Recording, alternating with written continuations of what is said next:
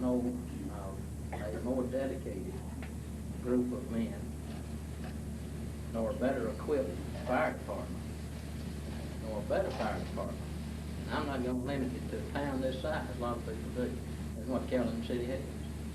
You've done a great job, and you've come a long way since, I believe, 1949. That's Luther. I was just a child at that time, and I barely remember it, but I think that it was about then in 1949, the first organized fire department. And I want to ask you to keep up the good work. We appreciate you, and we certainly appreciate being here with you tonight. Thank you.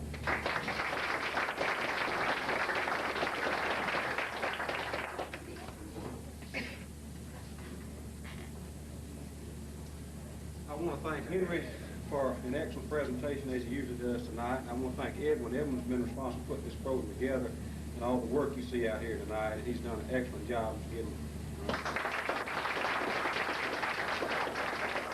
thank y'all for coming. That concludes the program.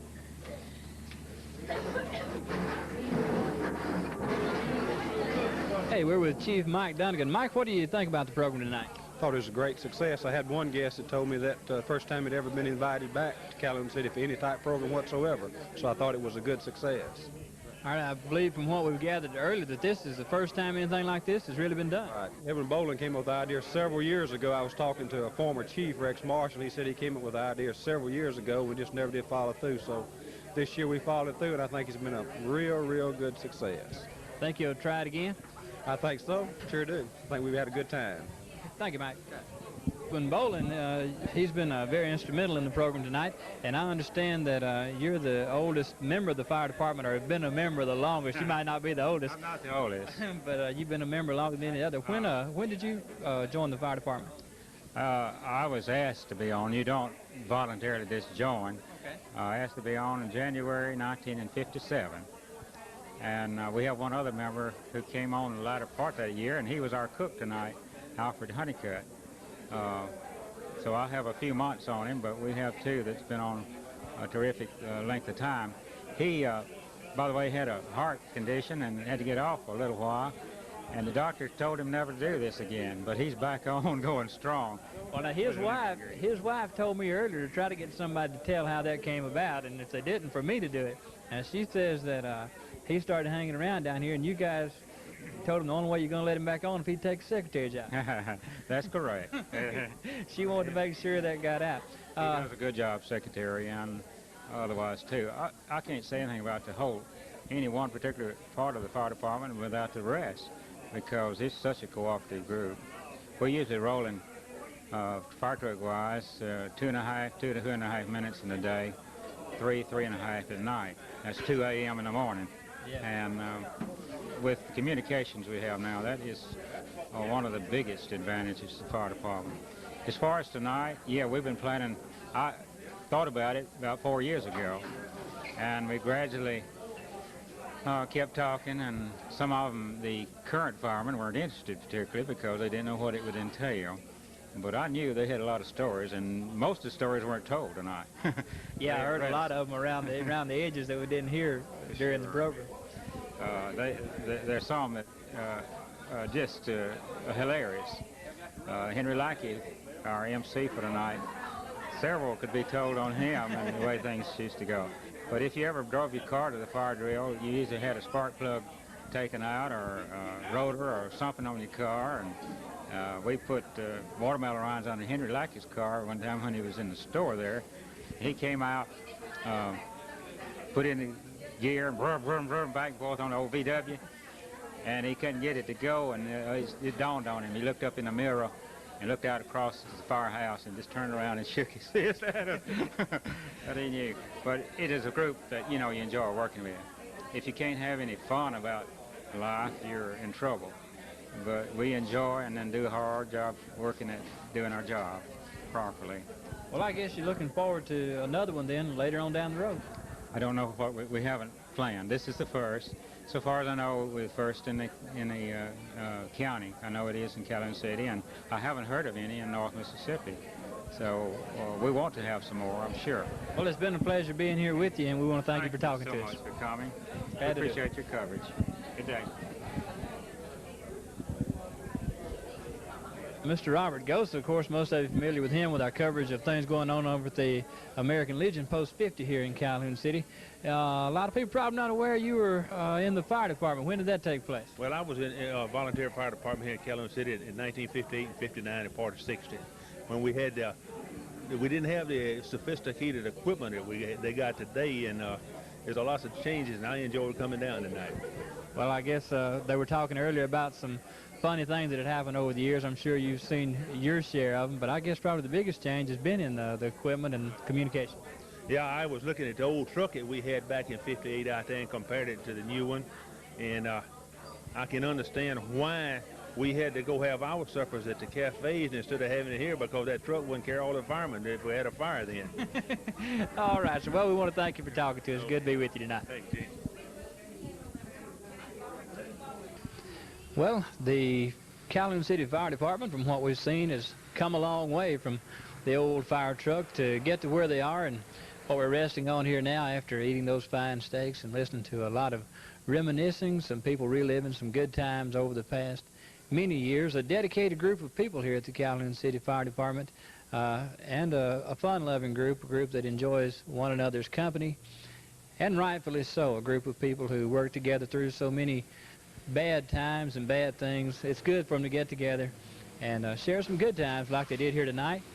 We were glad to be a part of it, James Bailey and I, and we want to thank the Calhoun City Fire Department for inviting us over, and we want the people of Calhoun City to know for sure that you're in good hands with this group. From the Fire Department in Calhoun City, this is Gene Redwine for News 7.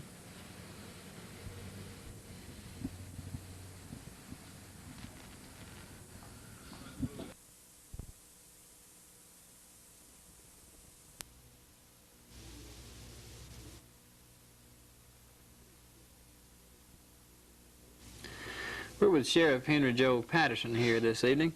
Thought it might be a good idea to sit down.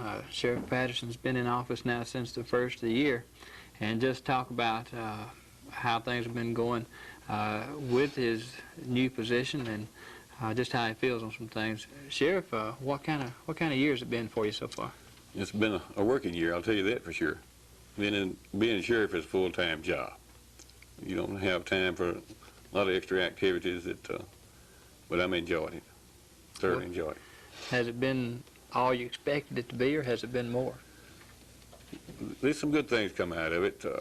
It's about what I expected, but some of the things that you want to do as far as your drug problems, this kind of thing, it gets hard sometimes. There's some of the things that you know what's going on, you want to do something about, but you don't have enough to take to court. You've got to have the absolute facts to take to court, and some of the things we're still working on, and we will continue to work on those in this drug area a whole lot. I guess that kind of leads me to what I had in mind to ask about next. Where do you think we've made the biggest advancements this year in your department? Some of our house burglaries, the first 3 or 4 months, guns was a big thing. We had several homes broken into. It seemed like every week we'd have a house broken into. People would take guns. We recovered some of these and prosecuted some people. And this seems to be dropping off. In the last 2 or 3 months, maybe we've had one house burglary where guns was taken. I think maybe we're possibly making some progress there. Sounds like probably so. You alluded to the drug situation before. Where do you think we've got our biggest opportunities for improvement? Would it be in the drug area or some other particular area that's maybe giving you more problems than that? To me, the drug problem is real serious. I mean, people say we don't have too much of a drug problem, but any drug problem to me is serious. And we do have some drugs here in the county, and we are working on them along with some other people too. But that is one of our most serious problems, and we're devoting a whole lot of time to it. We have our domestic problems, which takes up approximately 80% of our time. 20% of it is our time probably goes to criminal investigation. But the other 80% is domestic disputes. Just a number of different things that falls in that category that takes a lot of time. That we don't get to spend enough time on our criminal investigation as we like to. One thing just came to mind. I had mentioned to you earlier. I read a report the other day that I got from the Mississippi Highway Safety Bureau Patrol. Regarding the tremendous caseload that the crime lab has had this year, does your office turn a lot of things over to the crime lab? Yes, sir, quite a bit, more than you really think for. They are overstaffed, I mean overworked, they're understaffed, and a lot of times when we send stuff down there, it's 3 or 4 months. In fact, I'm getting back some stuff now that Mr. Morgan had sent down there, like in 83, that maybe the cases been dismissed or done away with or what have you, but now they're just now getting results back from the crime lab on what they had sent down there. Well, that's kind of what I was working up to. A lot of people may not be aware that from the time maybe that you make an arrest or something and the time that an actual conviction is passed down, a lot of things are involved like that that really are outside your control and things like that. That's true. We don't, you know, we can ask them to rush it up, and they are real good about if we got something that's real important, you know, like a murder victim and stuff like this, and they will, you know, rush it up. But the routine stuff like a burglary of a commercial building or a dwelling or something like this, it has to fall in the routine, so and it may be a year, as much as a year before we can get results back right now. Okay, what's your outlook for the future now? Just work. Stay after it. Stay after it. It's there. The work's there, and we intend to stay after it. Okay, well, we want to thank you for stopping by and talking to us today, and wish you a lot of luck, and think you're doing a real fine job. Thank you, and we thank the people that you know are helping us get involved. Like on the marijuana plants, we had some people turn some in, and we appreciate that. And we ask you for your help, and we need your help. Good. So there you've heard it. If you can help, I'm sure the Sheriff's Department would indeed appreciate the help, and we know that we can count on them to help us. This is Gene Redwine for News 7.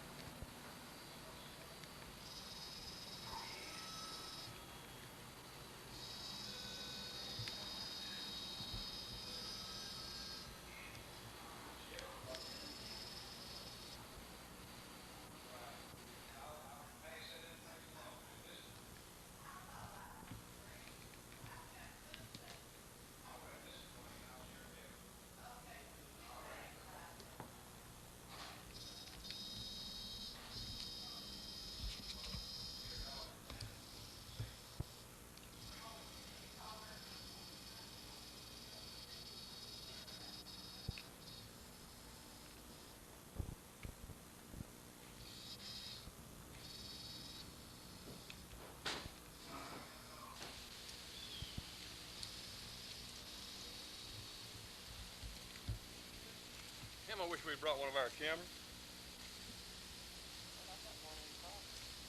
You might as well go get it. But we're going to show them these pictures.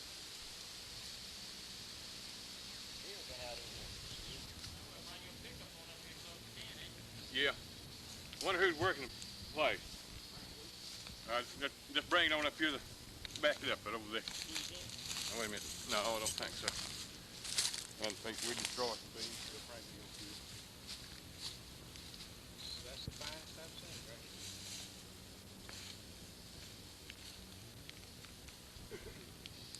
But I knew that them boys wasn't coming in here for nothing. And I said, if it's any way, I don't tell you how many, $500,000 worth this year, or more. That's some of them $1,000 stalks right there. Or 1,200. and some tall stalks. Here's some right beneath this road. That's fine. Like this.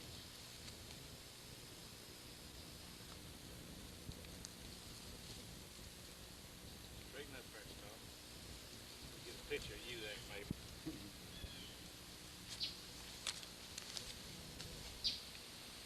Look where the sheriff, where they've been pruning it, see here? Yeah, it's been pruned. Look here.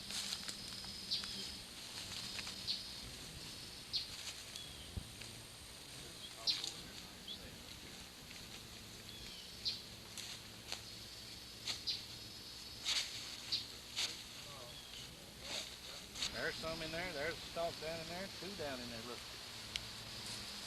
That's rough of your son, is it? Man, yeah, they don't do that anytime. You mean you want to interrupt his Sunday evening for stuff like that? Yeah, I was watching old Charlie Chan. This is better than what he was doing. Is that one straight in front of you? Laying right over it? No, this is where you put it in.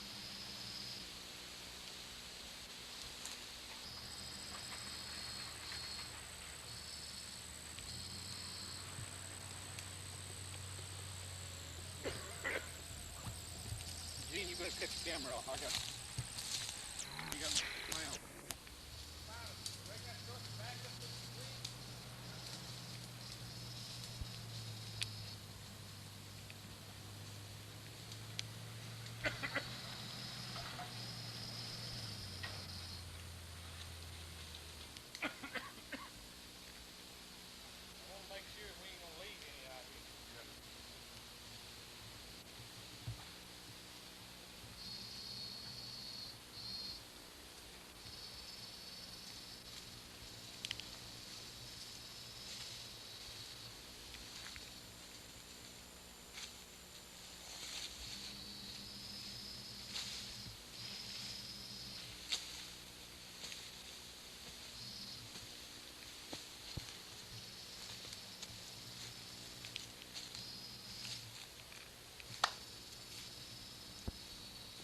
Got some help, I guess, with it. We just asked. I got the axe. Oh, okay. It ain't hard to pull up.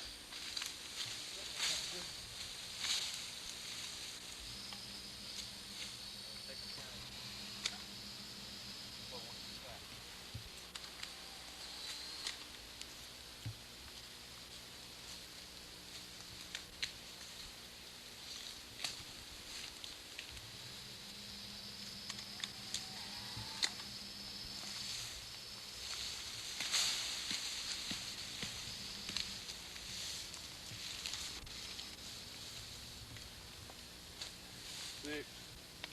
Get the strings off, huh?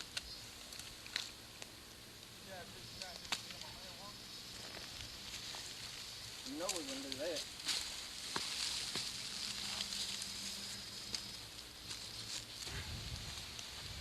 Oh, yeah.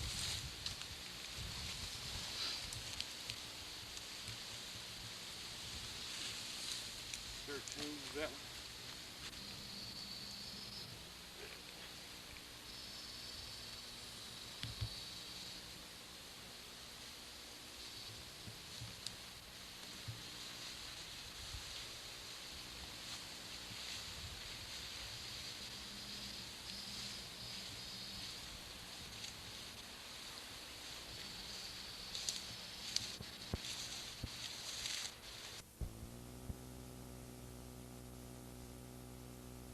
You can just hang. 5, 4, 3. Today we have in the studios Mr. Robert Gosa. He's commander of Post 50 American Legion in Calhoun City, and he's here today to talk to us about a special observance coming up pretty soon there in Calhoun City. What have you got planned, Mr. Gosa? Okay, as everyone knows, November the 11th is known that to now as Veterans Day, so we are planning a pretty good sized ceremony and observance of this on November the 10th. And it's broken down into three phases. We have a parade, we have a ceremony on the square, plus we have our annual stew at the American Legion hut afterwards. All right, tell us just a little bit about the first phase of the parade. What's going to be involved? Okay, the parade will consist of a color guard by the local National Guard unit, colors of the American Legion, and DAV colors of Calhoun City. Legion members will march. A Mississippi Army National Guard recruiting jeep will be in it. The Calhoun City High School band. be a float from Kitty College, and I am at the guard trailer, and be a group of youngsters with decorated bicycles, which is sponsored by our auxiliary unit of Post 50. All right, and then I understand that the second phase will be held on the square, is that right? Right. We'll have a short ceremony on the square consisting of a welcome by the mayor, and we'll have an MC, which is right now be Henry Lackey, and you know he'll keep us going, and so I'm looking forward to him. He'll talk a little bit about Veterans and Veterans Day. We'll present a flag to the nursing home and library, which has flown over the Capitol. We asked the senators and representatives from this area to help us get those flags, and they did, so we'll present them today. We'll have a ceremony presented by the National Guard, which is called Flags Over Mississippi, which is the 7 different flags that has flown over Mississippi during its history. We'll present some medals and certificates to our members. We'll have a memorial service by Brother Billy Wells, and we'll place a symbolic wreath for all our fallen comrades, and then we'll end it with a firing squad by the Mississippi Army National Guard, and Hal Reese will blow taps for it. And then the big event that evening, the stew. Tell us about that. Okay, the stew, immediately after we get through here on the square, we'll all move out to the American Legion building, and we'll have our annual stew. Starting about 11:30, we'll start feeding in. And what I can gather from some of our older members, that the annual stew is older than the American Legion in Calhoun City, that they started the stew way before that we had the Legion building there. All right, who are some of the people that will be going together with you to help put on this big observance? Okay, in addition to the American Legion Post 50, we'll have the following groups of organizations to help us: the Disabled American Veterans, Chapter 26 of Calhoun City, the Ladies Auxiliary of American Legion Post 50, the Ladies Auxiliary of the Disabled Veterans Chapter 26, the Army National Guard Unit of Calhoun City, the Calhoun City High School Band, the Calhoun City Chamber of Commerce, and other interested individuals. All right, I know that's not the only thing going on around the county that weekend. What are some other things that will be happening in observance of Veterans Day? Okay, Post 31 at Bruce will have a stew also, but this will be on November the 11th at 12 o'clock, and they'll also give away a 30-30 rifle by chances. Post 142 at Barterman will have a stew on November the 12th at 6 p.m. All right, that sounds good. I'm sure you want to take this opportunity to welcome everybody out that would love to come out and enjoy the ceremony. Yes, I would. You know, our veterans organization needs everybody's support. We need the community support, and this, in addition to Veterans Day observance, we also try to round up our membership for the next year. And so, you know, not only are we inviting them out to enjoy a good stew and all these festivities, but we'd like to get them interested in the American Legion programs and get them to be a member of our American Legion. Sounds like a real good weekend of events starting off there in Calhoun City. A lot of people my age and younger, it'll be something that we've never seen before, because, as you say, it's something, anything of this magnitude hasn't been done in about the last 30 years. So, indeed, something you might want to take into consideration going out to Calhoun City, take part in the days of observance. And we certainly look forward to being with you. I want to thank you for stopping by and being with us today. Thank you, Gene, and come on over and eat stew with us. We'll enjoy having you over. Not going to miss the stew, I guarantee. From the studios with Commander Robert Gosa, this is Gene Redwine for News 7.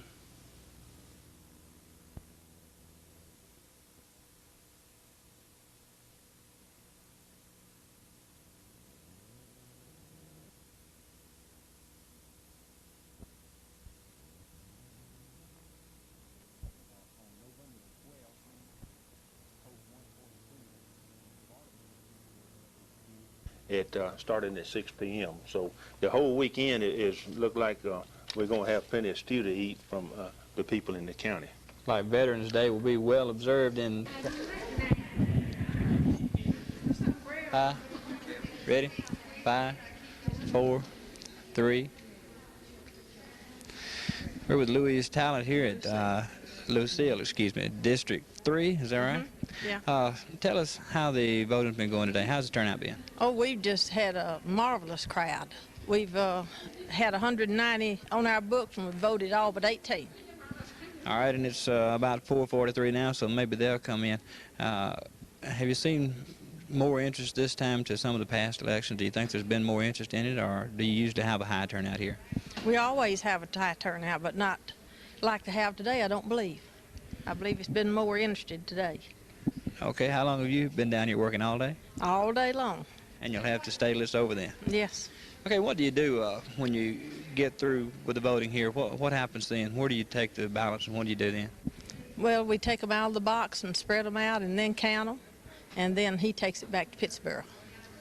Okay, and that'll be then sometime later tonight before we know how it went. Yeah.